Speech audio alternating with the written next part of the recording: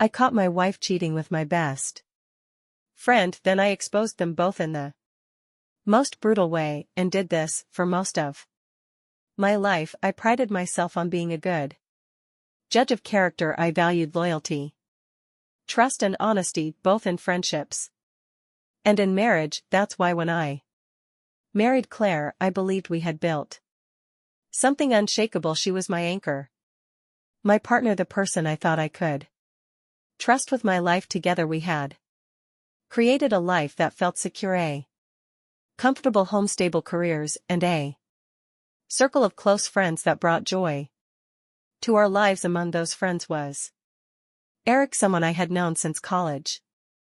He was one of those larger-than-life personalities, always the loudest voice in the room, and the guy who could make anyone laugh. Our bond had been forged over years of shared experiences, from late-night cramming for exams to road trips filled with bad music and worse decisions. He was practically family, so much so that he had been the best man at my wedding. Life carried on smoothly for years. Claire and I settled into the rhythms of married life, while Eric remained a constant presence, always ready to join us for dinner parties, barbecues, or the occasional weekend getaway. Looking back, it was almost too perfect, too seamless, like the pieces of a puzzle that fit together so well you don't notice the cracks forming underneath. The first crack appeared in a seemingly innocent way. Claire had been glued to her phone more often than usual, her face lit by its glow as she typed away late into the night. I didn't think much of it at first. Everyone's a little too attached to their devices these days. But something about her behavior felt different. She would glance at me nervously when I entered the room, or quickly lock her screen when I got too close. I brushed it off as work stress, or maybe a new hobby she hadn't told me about. But as the weeks went on, her phone obsession grew more noticeable. Text would light up her screen at odd hours, and her laughter, soft but unmistakable, would drift through the house when she thought I wasn't listening. The second crack came one Friday evening when Eric came over for dinner. The three of us were laughing and reminiscing about old times when Claire excused herself to grab a bottle of wine from the kitchen. Eric's phone buzzed on the coffee table, lighting up with a notification. Instinctively I glanced at the screen and froze. The message wasn't long, but it was enough to make my stomach churn. Can't wait to see you again. Last night was perfect. The sender's name was Claire.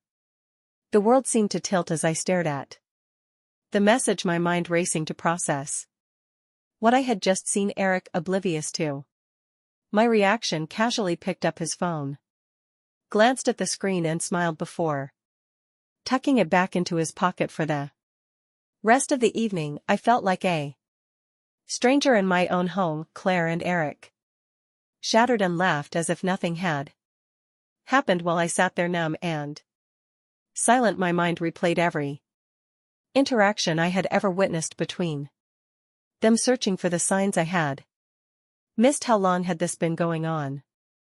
And why hadn't I seen it sooner? That night I barely slept. My mind was I barely slept. Whirlwind of anger, betrayal, and disbelief. Claire's late nights on her phone, her sudden bursts of laughter, her reluctance to share details about her day.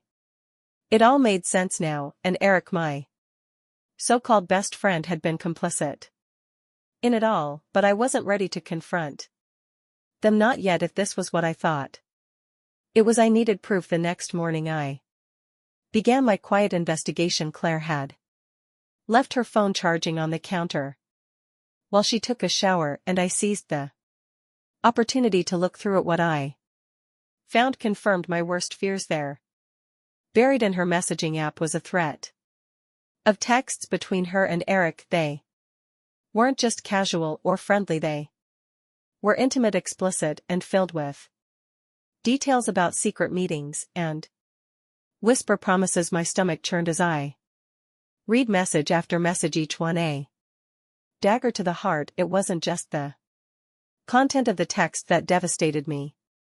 It was the tone. Cla didn't just love Eric, she adored him. Her words were laced with the kind of affection and vulnerability I hadn't seen from her in years. I took screenshots of everything, transferring the messages to a private folder on my computer. It wasn't enough to know the truth. I needed the evidence to confront her, to show her that she couldn't lie or manipulate her way out of this. The days that followed were some of the longest of my life. I watched Claire and Eric closely, noticing the little signs I had ignored before, the lingering glances, the subtle touches, the way they seemed to share an unspoken connection that excluded me entirely. It was like being an outsider in my own life, watching a conspiracy unfold before my eyes. But I wasn't going to let them get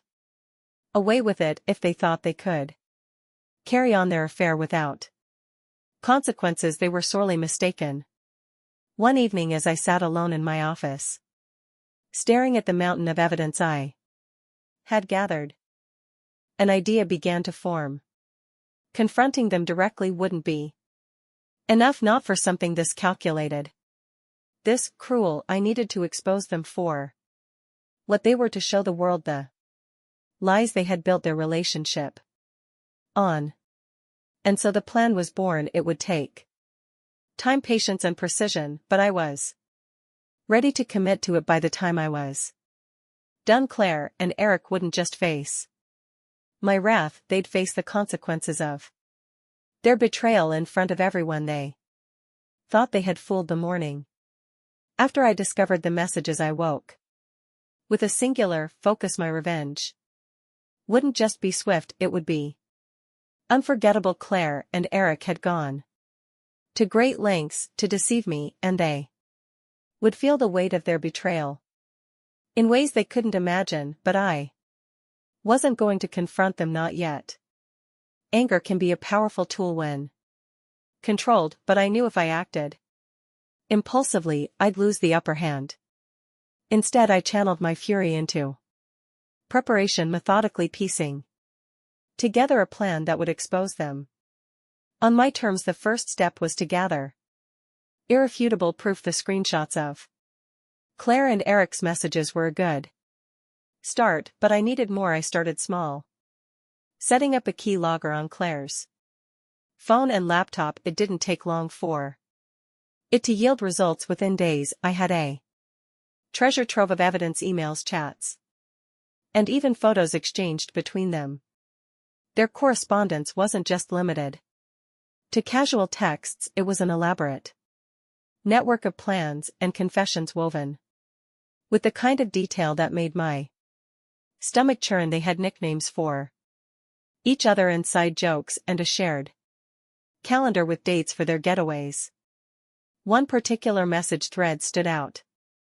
Eric had suggested meeting at a secluded hotel just outside the city for the weekend, and Claire had eagerly agreed. It was a perfect opportunity to confirm what I already knew. That Friday, Cla claimed she had a work conference, complete with rehearsed excuses about late nights and networking sessions. She kissed me goodbye at the door. Her smile is radiant as it had been on our wedding day. It was sickening. I followed her. It was sickening, keeping my distance as she drove to the hotel. Sure enough, Eric was waiting for her in the parking lot. I watched as they embraced, their familiarity with each other a sharp contrast to the cold distance Claire had shown me in recent months. My hands tightened on the steering wheel, the temptation to confront them boiling under my skin, but I resisted. This wasn't the time. Instead, I took photos and videos from a discreet distance, documenting every moment of their rendezvous back home. That night I reviewed the footage, my heart pounding with a mix of anger and determination. It was undeniable, indisputable proof, but Even that wasn't enough if I was going to expose them. I needed to do it in a way they'd never forget. That's when the idea hit me. I would use their own words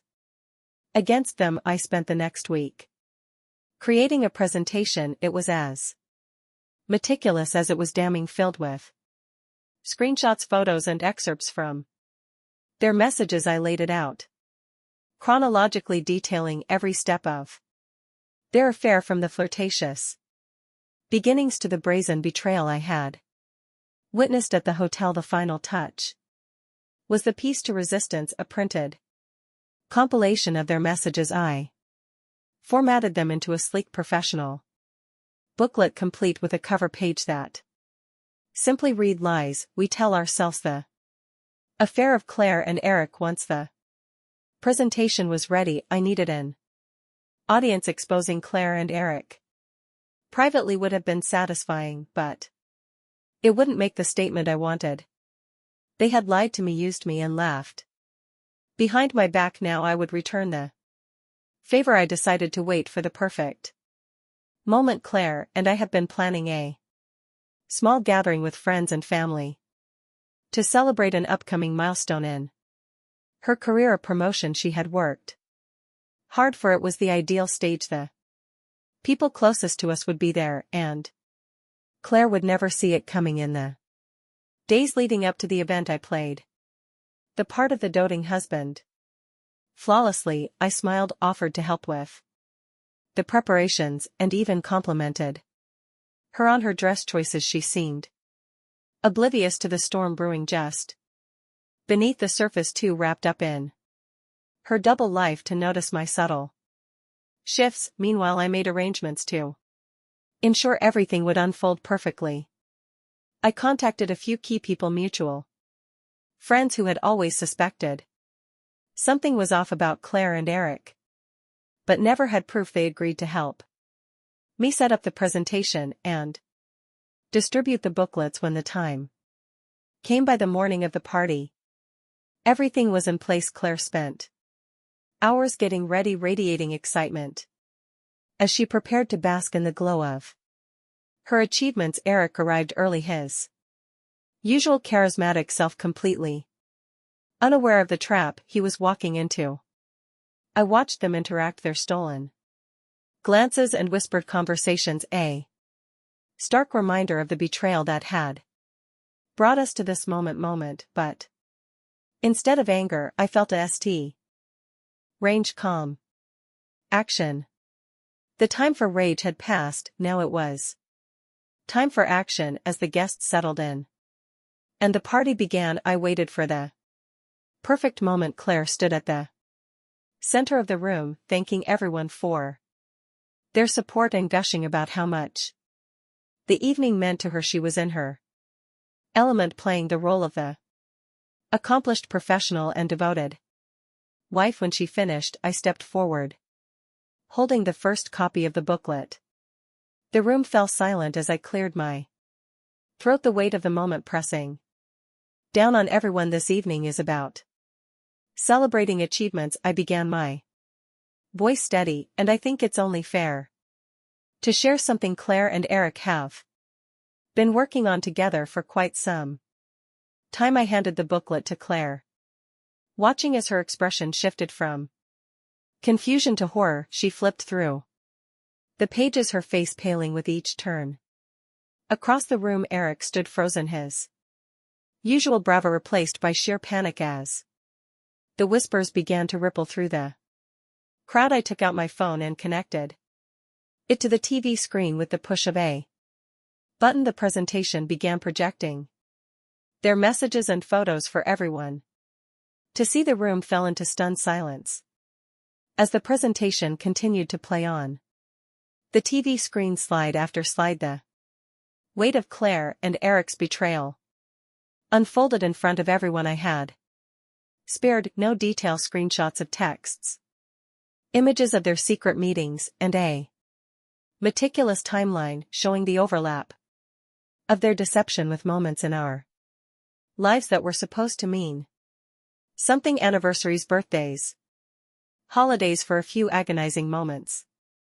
Claire stood frozen at the center of the room holding the booklet and trembling.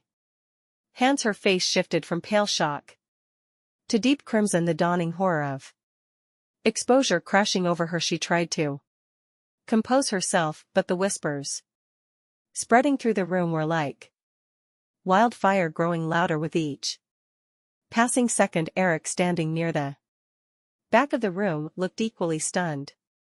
His usual smug demeanor had evaporated, replaced by a look of sheer panic. He shifted uncomfortably, his eyes darting toward the door as though he were calculating the quickest way to escape.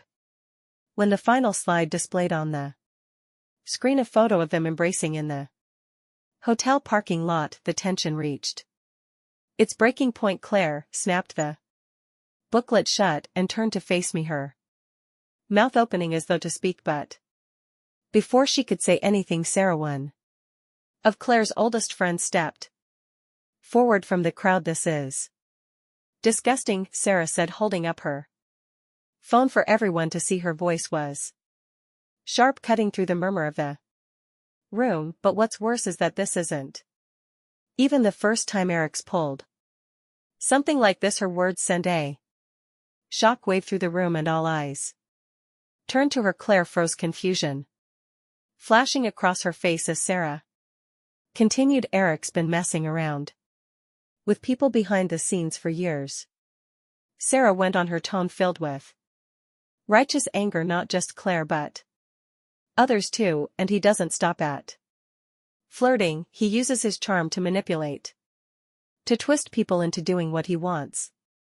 I've seen it before." The accusation revelations spilled out like floodwaters, unleashing years of pent-up frustration and suspicion. Other women in the room began chiming in, recounting stories of Eric's flirtations, his inappropriate comments, and his relentless pursuit of control. One woman revealed how Eric had tried to undermine her relationship by spreading lies to her boyfriend. Another spoke of how he had gotten uncomfortably close to her at a party, brushing off her discomfort as just joking around. The revelations painted a picture of a man who thrived on manipulation and deceit, leaving a trail of broken trust and fractured relationship in his wake. Claire's face twisted as the accusations mounted. The affair she had thought was passionate and unique was being revealed as just another conquest in Eric's long history of betrayals. For the first time that evening, I saw the realization settle in her eyes. She wasn't special to him, but the evening wasn't finished with its revelations. As the crowd grew louder, my phone buzzed in my pocket. I stepped into the hallway to check the notification, my heart racing with anticipation. It was an email from an anonymous sender. The subject line reading, "You don't know the full story." I opened the email cautiously. Attached were scanned copies of receipts, messages, and financial records that made my blood run cold. They showed Claire and Eric siphoning money from my joint account. Over the past year, thousands of dollars spent on hotel stays, trips, and expensive gifts. It wasn't just betrayal, it was theft, calculated and deliberate. The email had no center information, no explanation beyond the attached evidence. But it was damning. Someone had gone to great lengths to ensure I had every piece of the puzzle. When I returned to the living room, the tension was palpable.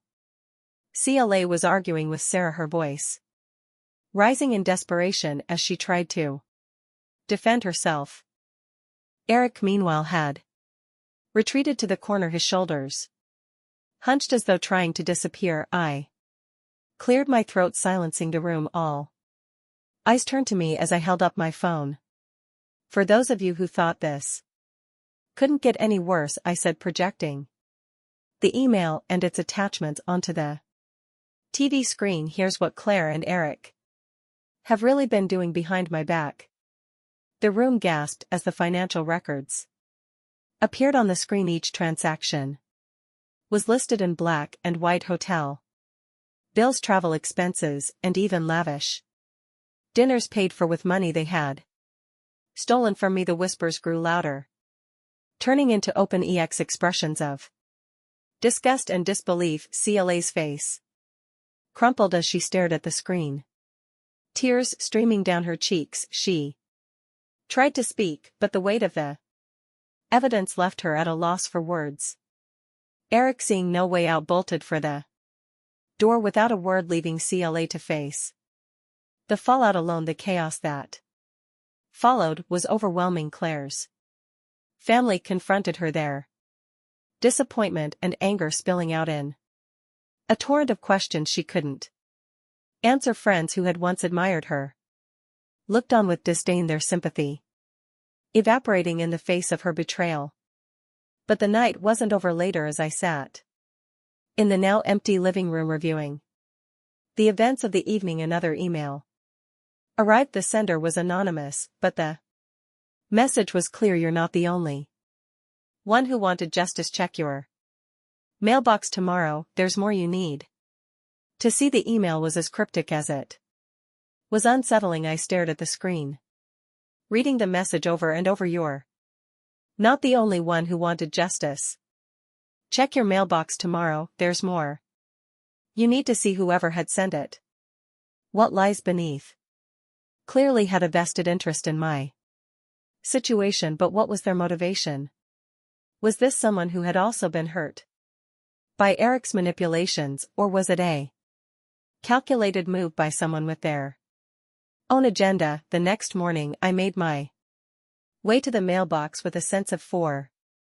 The crisp air did little to calm my nerves as I opened the metal door and found a small padded envelope with no return address. Inside was a USB drive and a hand note. You've scratched the surface, here's what lies beneath. I hurry back inside, my hands trembling as I plugged the drive into my laptop. The files it contained were more explosive than I could have imagined. The first folder was labeled Eric's Web and contained a detailed dossier on his activities over the past decade. Bank statements showed a history of dubious transactions, including large sums of money transferred between accounts under different names. There were emails outlining his involvement in questionable business deals and text messages where he bragged about playing people like chess pieces. But the most damning discovery was a series of explicit videos. They featured Eric in compromising situations with multiple women, some of whom I recognize from our social circle, others who were strangers. The videos were accompanied by dates and locations proving they had been taken over the span of several years. It became clear that Eric's betrayal extended far beyond his affair with CLA. He was a serial manipulator, using charm and deceit to exploit anyone who crossed his path. The second folder, labeled Claire's Decisions, was equally gut-wrenching. It contained text exchanges and voice recordings that painted a picture of a woman deeply conflicted but ultimately complicit, and in one particularly damning recording, Claire admitted to Eric that she had used my trust against me, justifying her actions as what needed to be done to feel alive again. In another message, she discussed leaving me entirely, but expressed concern about the financial implications. It was clear that much of her hesitation wasn't about guilt or love, it was about security. But the final file was the one that truly shattered me. It was a signed document, a loan agreement between Claire and Eric, backed by my assets without my knowledge. They had borrowed tens of thousands of dollars, funneling the money into what appeared to be a failing business venture Eric had been running under a fake name. My anger burned hot, but beneath it was a deep, gnawing hurt. Claire hadn't just betrayed me emotionally, she had actively conspired to steal from me, to gamble my future for the sake of her affair. The more I uncovered, the more I realized how carefully orchestrated their deceit had been, but one question remained unanswered: who had sent me this information? That evening another email arrived from the anonymous sender. This time it was more direct. Eric isn't the mastermind he thinks he is. If you want a whole story, meet me at 8 p.m. downtown near the old clock tower. I'll explain everything against my better judgment. I decided to go whoever this person was. They had given me the tools to dismantle CLA and Eric's lies. If they had more to offer, I needed to hear it.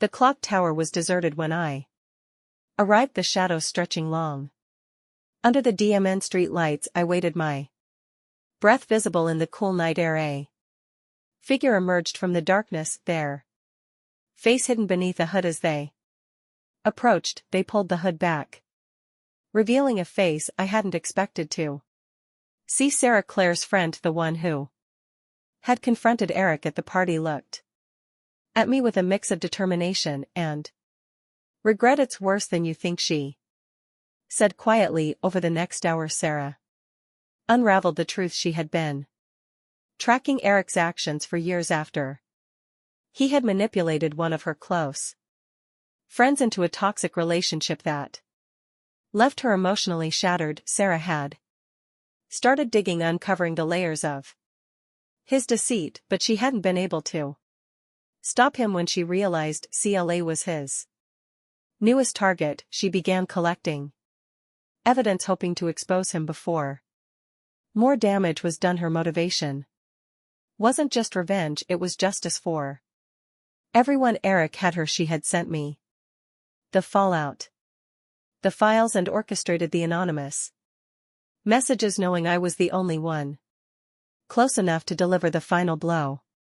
As Sarah finished her story, a new sense of clarity washed over me. This wasn't just about Eric or Claire anymore. It was about putting an end to the cycle of destruction they had created. With Sarah's help, I began to compile everything we had into a comprehensive file. The evidence was overwhelming, enough to not only ruin Eric's reputation but also hold him accountable for his financial and personal wrongdoings. The plan was simple: we would expose Eric publicly, ensuring he could no longer manipulate anyone else. As for Claire, she had made her choices and now she would face the consequences alongside him. But as we finalized our plans, Sarah dropped one final bombshell.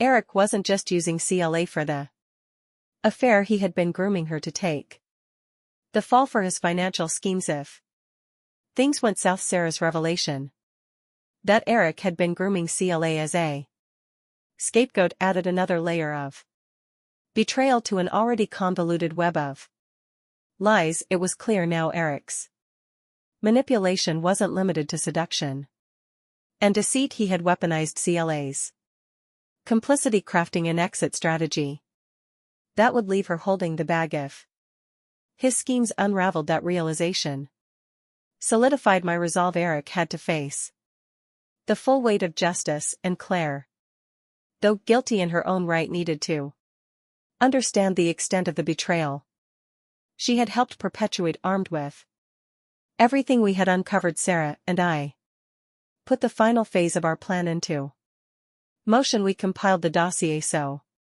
damning it left no room for rebuttal. Emails, texts, financial statements, legal documents, and even the explicit videos that showcased Eric's pattern of manipulation. It wasn't just about exposing the affair anymore. This was about dismantling the empire of lies Eric had built over the years. The first step was to release the dossier strategically. Sarah's network of connections proved invaluable here. Friends and business circles, community groups, and even a journalist known for investigative exposes. Within hours the story began to spread. It started small, a few whispers among mutual friends, a couple of posts on social media, but as more people shared the evidence, the fallout grew exponentially. Eric's Reputation once carefully cultivated and admired collapsed like a house of cards. Business associates severed ties.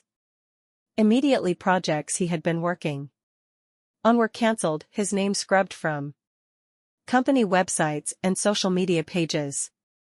Former partners came forward sharing their own stories of betrayal and manipulation. What surprised me most was the sheer volume of people who had been hurt by Eric over the years. Women he had seduced and discarded, friends he had deceived, and colleagues he had undermined. It seemed everyone had a story. Claire too faced the consequences of her choices. Her involvement in the affair was now public knowledge, and the revelation of her role in the financial schemes tarnished her reputation, both personally and professionally. The woman who had once been admired for her poise and ambition now found herself the subject of scorn and ridicule. The fallout wasn't confined to whispers and online chatter. The financial evidence we had uncovered was damning enough to warrant legal action. I contacted the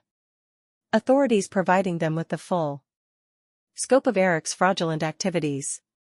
The stolen funds, the forged loan documents, the shell businesses, every piece of a scam was laid bare. It didn't take long for the investigation to escalate. Eric was arrested within weeks, charged with fraud, embezzlement, and forgery. The mountain of evidence left little room for defense, and his lawyers scrambled to negotiate a plea deal that would reduce his inevitable prison sentence. CL wasn't spared, while her involvement wasn't as extensive as Eric's. Her complicity in the financial schemes tied her to the crimes she faced. Charges of her own, along with civil suits from the people Eric had defrauded. It was a cruel irony, her desperate attempts to cling to Eric and the security he promised had only secured her downfall. Watching it all unfold was surreal. For months I had lived in the shadow of their betrayal, consumed by anger and heartbreak, but as their world crumbled around them, I felt an unexpected sense of peace. It wasn't joy. I took no pleasure in their suffering, but a deep satisfaction in knowing they could no longer hurt anyone else. As the dust settled, I focused on rebuilding my life. The divorce was finalized swiftly, thanks to the overwhelming evidence of Claire's infidelity and financial misconduct. I sold the house we had shared, shedding it like an old skin, and moved to a new city where no one knew my story. Starting over wasn't easy. There were moments when the weight of everything I'd been through threatened to pull me under, but each day I reminded myself that I had survived, that I had faced the storm and come out stronger on the other side. Sarah and I stayed in touch. Our strange alliance had grown into a genuine friendship built on trust and mutual respect. She had been instrumental in exposing Eric, and her determination to hold him accountable had inspired me more than I could put into words. Months later, I received an update on Eric's case. His plea deal had fallen through, and he was sentenced to several years in prison. Claire too faced consequences, though her sentence was less severe. The financial restitution she was ordered to pay left her bankrupt, a far cry from the life of security she had clung to so desperately. But the most surprising development came from an unexpected source. One evening, as I was settling into my new apartment, I received a letter in the mail. The handwriting was unfamiliar, but the return address was from the prison where Eric was serving a sentence. Curiosity got the better of me, and I opened it. The letter was brief, filled with the kind of self-serving remorse I had come to expect from Eric. He apologized for the pain he had caused, claiming he had lost control and made mistakes. But the most striking part was the final line: "You weren't the only one who suffered because of me. I hope you find peace in knowing that the letter left me unsettled. It wasn't an admission of guilt, it was a vague hollow attempt at absolution, but it also reminded me of the countless people Eric had heard, the ripple effects of his lies and manipulations. In the end, I didn't need Eric's apology or Claire's regrets to move forward. The justice we had achieved wasn't just about punishing them, it was about reclaiming the narrative, about standing up against the lies that had once defined my life. As I stood on the balcony of my new apartment, watching the city lights flicker against the night sky, I felt something I hadn't felt in a long time. Hope. The betrayal had changed me, but it hadn't broken me. I had survived, exposed the truth, and found the strength to rebuild. And in that moment I knew that the scars would fade, leaving behind only the lessons I had learned and the peace I had fought so hard to reclaim.